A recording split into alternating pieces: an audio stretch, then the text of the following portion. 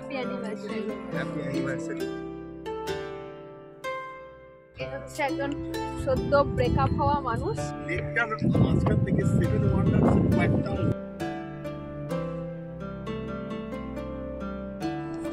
Finally guys, Eiffel Tower. Hey guys, I am Riya. আমি দীপ।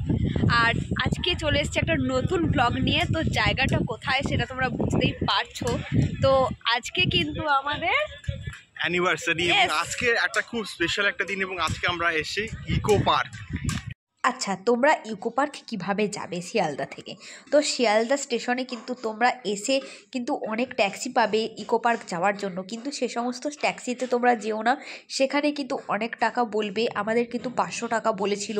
তার তুলনায় তোমরা কিন্তু এখান থেকে চিংড়িহাটা পর্যন্ত অটোতে চলে যাবে, যেখানে ভাড়া কিন্তু 17 টাকা, এবং চিংড়িহাটা থেকে কিন্তু তোমরা ইকো পার্ক যাওয়ার ডিরেক্ট বাস পেয়ে যাবে। বাস ভাড়া কিন্তু 16 টাকা।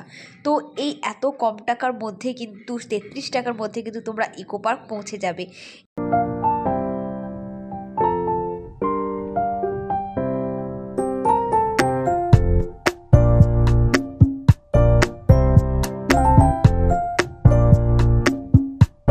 আমরা করব এখন বোটিং, তার জন্য কিন্তু আমরা টিকিট কেটে নিয়েছি। আমরা 3টে টিকিট কেটেছি এবং এখানে কিন্তু পরতে হবে লাইফ জ্যাকেট। কেমন লাগছে? দার্জিলিং এর পর সেকেন্ড টাইম কলকাতা। আচ্ছা, তো আমরা কিন্তু লাইফ জ্যাকেট পরে নিয়েছি এবং এখন বোটিং করব। কেমন লাগছে তোমার? দারুণ লাগছে। চলো যাই।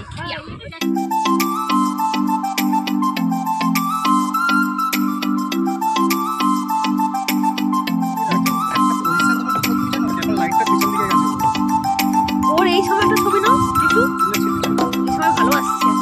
ইয়ার ছেড়ে দিয়ে ফটোগুলো আছে।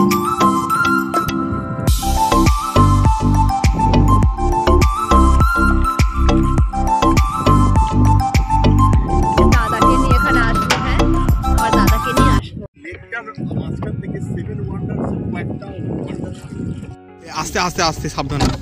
সামনে সামনে আগে দিকে পড়ে না। উল্টো সাইডে চালা শিখেছি তুমি? কি করব ও এরকম সামনে কোথায় যাচ্ছে না? এই শালা ভেসে পালিয়েছি। খুব মজা হচ্ছে। তোমরা এলে ইকো পার্কে এলে কিন্তু এই বোটিংটা অবশ্যই করো একবার। জাস্ট মারাত্মক, জাস্ট মারাত্মক। ওয়াও, চারিদিকটা দেখো কি সুন্দর। আচ্ছা, বোটিং করছে এবং লাইফ জ্যাকেটও কিন্তু মোটামুটি পরে আছি এখানে। এই যে লেকটার মাঝখান থেকে 7 ওয়ান্ডার্সের কয়েকটা ওয়ান্ডার্স কিন্তু দেখা যাচ্ছে। ওই পেছনের দিকে কিন্তু আছে আইফেল টাওয়ার এবং ওই দিকে কিন্তু আছে একটা ওয়ান্ডার্স। এবং আমরা বোটিং করার পর আমরা এখন যাচ্ছি অন্য কোনো অ্যাক্টিভিটিসের দিকে।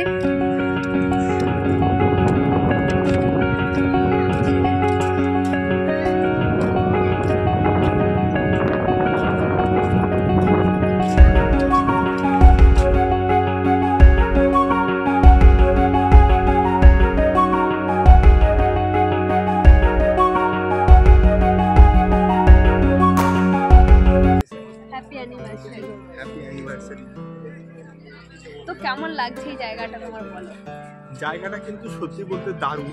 মানে যে কটা ওয়ান্ডার পার্ক আছে তার মধ্যে এই পাশে একটা কিন্তু আইফেল টাওয়ার আছে, সেই দিকে যাওয়ার পথে কিন্তু এই জায়গাটা পড়ে। দেখো এই পাশে কিন্তু লেক আছে এবং তার পাশে এই দেখো পাখার মতন একটা কিন্তু জায়গা আছে। এবং এখানে কিন্তু মানে তাজমহলের একটা ডেমো আছে, সেখানেও কিন্তু আমরা যাব এবং তোমাদেরকে পুরোটা কিন্তু ঘুরে দেখাবো। সঙ্গে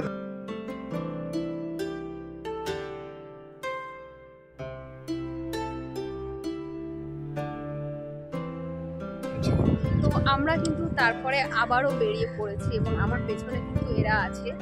তো দারুণ দারুণ, তোমরা একবার আসো এবং তারপরে তোমরা দেখো, এবং পুরোটা কিন্তু ঘুরে দেখা সম্ভব নয়। তো তোমার কেমন লাগছে বলো? ভালো লাগছে। শুধু ভালো লাগছে? হ্যাঁ, ভালো লাগছে। আর কিছু না? একটু তো বলো। আজকে আমাদের অ্যানিভার্সারি, তো সেই কারণেই স্পেশালি এখানে ঘুরতে আসা। আর এ হচ্ছে একজন সদ্য ব্রেকআপ হওয়া মানুষ, ঠিক আছে? ও হচ্ছে সদ্য ব্রেকআপ হয়েছে এবং ওর গার্লফ্রেন্ড যদি এই ব্লগটা দেখে থাকো তো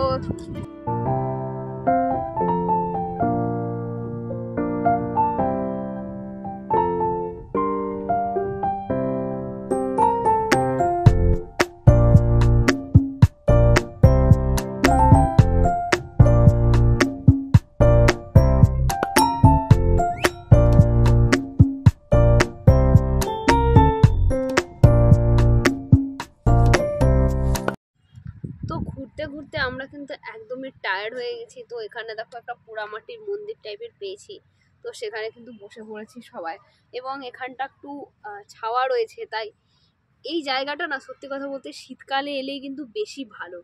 গরম তো একটা দারুণ জিনিস দেখতে পেলাম, এটা হচ্ছে ওয়াটার এটিএম। এখানে কিন্তু 2 টাকা দিয়ে জল ভরতে হবে এবং জলের একটা নির্দিষ্ট মাপ আছে। তো দেখো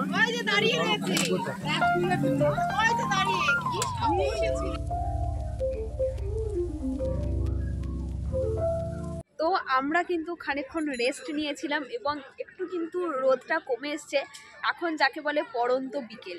এবং এই বিকেলের ধারে এরকম লেকের পাশে জাস্ট একটা অন্যরকম কিন্তু ফিল আসছে, অসাধারণ একটা ভাইবস আসছে। এবং তোমরা জাস্ট লোকেশানটা দেখো, জাস্ট ওয়াও, লোকেশানটা দেখো, খুবই সুন্দর। এবং আমার তো বেসিক্যালি এই জায়গাটা কিন্তু দারুণ লাগছে। তো বসে বসে হালকা হালকা খিদা পেয়ে আছে, সেই জন্য নিয়ে নিয়েছি মিক্সচার, যেটা আমাদের ওখানে বলা হয় ঘটি গরম। সেই ঘটি গরম নিয়ে নিয়েছি।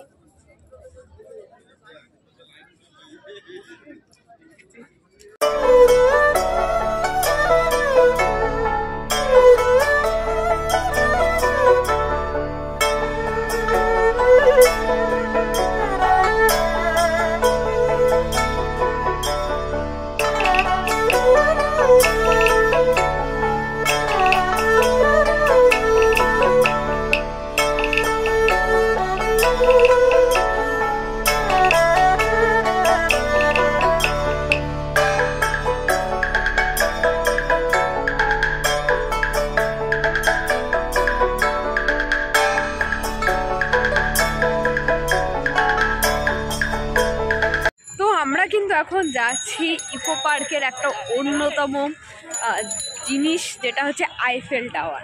তো সেখানে কিন্তু আমরা যাচ্ছি এবং একটু রোদের কারণে কিন্তু আমরা বেরোতে পারিনি। একটু কিন্তু বিকেল হতে আমরা আইফেল টাওয়ারের উদ্দেশ্যে রওনা দিয়ে দিয়েছি এবং চলো দেখি সামনে থেকে কতটা সুন্দর লাগে।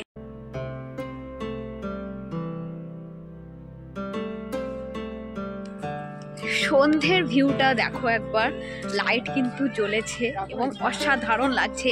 এবং এখানে কিন্তু আমরা আরও একটা দেখতে পেলাম জাপানিজ ফরেস্ট। তো সেখানে কিন্তু এখন আমরা যাচ্ছি এবং এক্সপ্লোর করব যে জায়গাটা কেমন, এবং তারপরে কিন্তু চলে যাব আইফেল টাওয়ারে।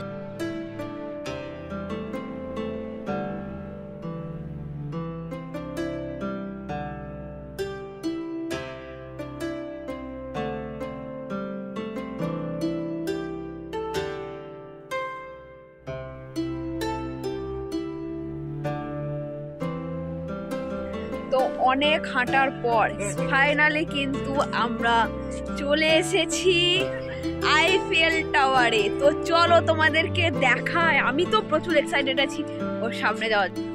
ফাইনালি গাইস, মানুষ প্যারিস গিয়ে আইফেল টাওয়ার দেখে, সেখানে আমি কলকাতার ইকো পার্কে এসে আইফেল টাওয়ারটা দেখে নিলাম। তো দেখো তোমরা কি অসাধারণ লাগছে গাইস, ও মাই গড।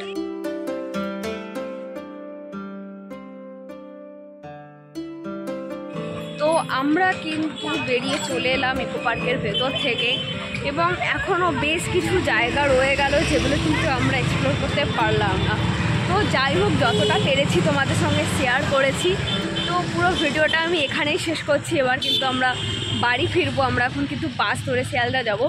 তো ভিডিওটা এখানেই শেষ করছি। তোমাদের কেমন লাগলো পুরো ভিডিওটা তোমরা কিন্তু অবশ্যই কমেন্ট করে জানিও, এবং তোমরা কলকাতার আর কোন কোন জায়গা দেখতে চাও সেটাও কিন্তু কমেন্ট করে অবশ্যই জানিও।